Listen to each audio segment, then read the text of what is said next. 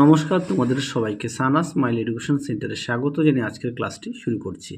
আজকে তোমাদের সঙ্গে আলোচনা করব তোমরা যারা ষষ্ঠ শ্রেণীর প্রথম পর্যায়ক্রমিক মূল্যায়ন পরীক্ষা দেবে তোমাদের জন্য রায় মার্টিন প্রশ্ন বিচিত্র থেকে আজকে সমাধান করব ষষ্ঠ শ্রেণীর পরিবেশ বিষয়ে মডেল নম্বর 13 অর্থাৎ 13 নম্বর স্কুলের ছোট ও বড় প্রশ্ন উত্তরের সমাধান করে দেখাবো।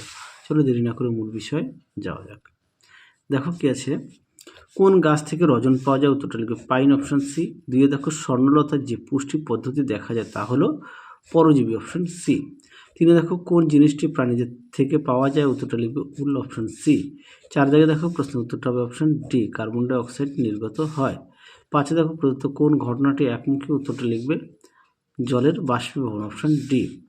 ছয় দেখো একটি রাসায়নিক সার হলো? উত্তরটা লিখবে di ammonium phosphate, option B. সাথে দেখো প্রশ্নের উত্তরটা লিখবে প্রাকৃতিক ঘটনা, অপশন এ। পরবর্তী প্রশ্ন দেখো কি আছে, আট দাগের প্রশ্নের উত্তরটা হবে option A, carbon dioxide. নয় দেখো অধাতু হলো? উত্তরটা লিখবে গ্রাফাইট, অপশন সি। দশে দেখো আর্জেন্টাম হলো? উত্তরটা লিখবে সিলভার, অপশন বি। 11 দাগে দেখো ফসফরাস পেন্টাক্লোরাইড ক্লোরিন পরমাণুর সংখ্যা? উত্তরটা লিখবে 5, অপশন সি। 12 দাগে দেখো প্রশ্নের উত্তরটা হবে অপশন বি, অবশেষ। পরবর্তী প্রশ্ন দেখো কি আছে, একটি গাছের নাম লেখো যার কাণ্ড থেকে তন্তু পাওয়া যায়? উত্তরটা লিখবে পাট। দুয়ে দেখো দুটি অ্যান্টিবায়োটিকের নাম? উত্তরটা লিখবে এরিথ্রোমাইসিন আর ক্লোমোফেনিল। পরটা দেখো সত্য মিথ্যা। এই প্রশ্নের উত্তরটা হবে গাছের তৈরি খাবারের সৌরশক্তি রাসায়নিক শক্তিতে পরিণত হয়ে খাদ্য আবদ্ধ করে, এটা মিথ্যা। পরবর্তী দেখো 4 দাগের প্রশ্নের উত্তরটা হবে লাল হয়ে যাবে। 5 দেখো কার্বন টেট্রাক্লোরাইডের সংকেত Cl4 আর হাইড্রোজেন সালফাইডের সংকেত হচ্ছে H2S।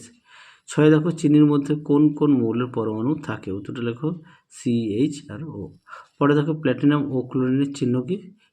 পিটি হচ্ছে প্ল্যাটিনাম আর হচ্ছে ক্রোমিয়ামের চিহ্ন হলো Cl। পরবর্তী দেখো কি আছে, 3 দাগের যার প্রশ্নমান 2, শালিক ও গন্ডারের মধ্যে কিভাবে মিথজীবিতা করে ওঠে? দেখো উত্তর এখান থেকে এই পর্যন্ত লিখবে। পরবর্তী প্রশ্ন দেখো কি আছে, কড ও হাঙরের তেলে কি কি ভিটামিন থাকে? এই যকৃৎ তেলের উপকারিতা লেখো। দেখো উত্তরটি ভিটামিন এ ও ডি, দেখে নাও। পরবর্তী প্রশ্ন দেখো কি আছে, পরবর্তী প্রশ্ন আছে আচ্ছা 3 দাগের প্রশ্ন উত্তরটা লিখবে মোরলা, খোলসে। 4 দেখো রেল লাইনে জোড়ার মুখে ফাঁক রাখা হয় কেন? খুব গুরুত্বপূর্ণ একটি প্রশ্ন পরীক্ষায় আসে। দেখো উত্তরটি এখান থেকে লিখবে এই পর্যন্ত। এছাড়াও এই প্রশ্ন উত্তরটি তোমরা পাঠ্য বই থেকে পড়ে নিতে পারো। পরেটা দেখো গরমকালে শিশির জমে না কেন? দেখো তার মানে শীতকালে শিশির জমে কেন? দেখো এই প্রশ্নের উত্তরটাই তোমরা পড়তে পারবে। এছাড়াও পাঠ্য বই তো পেয়ে যাবে, পাঠ্য বইয়ের পৃষ্ঠা নম্বর 35, সেখান থেকে একটু দেখে নিও। পরবর্তী দেখো কি আছে, যোজ্যতা কাকে বলে? দেখো প্রশ্নের উত্তরটা যদি মনে করো পাঠ্য বই থেকে পড়ে নিতে পারো। দেখো যোজ্যতা কাকে বলে, এখান থেকে এই পর্যন্ত লিখবে। পরবর্তী দেখো কি বলেছে, হাইড্রোজেন সালফাইডের যৌগে সালফারের যোজ্যতা কত? উত্তর লিখবে 2। পরে দেখো 7 দাগের প্রশ্নটা দেখো, উত্তরটা তোমাদের দেখিয়ে দিই।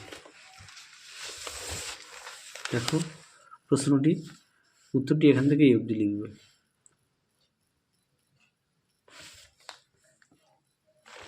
পরবর্তী প্রশ্ন দেখো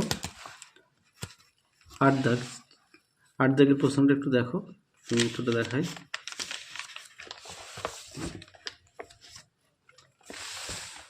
দেখো উত্তরটি এখান থেকে এই অবধি লিখবে, দেখে নাও। তাহলে চলো আজকের মতো এখানেই সমাপ্ত করছি।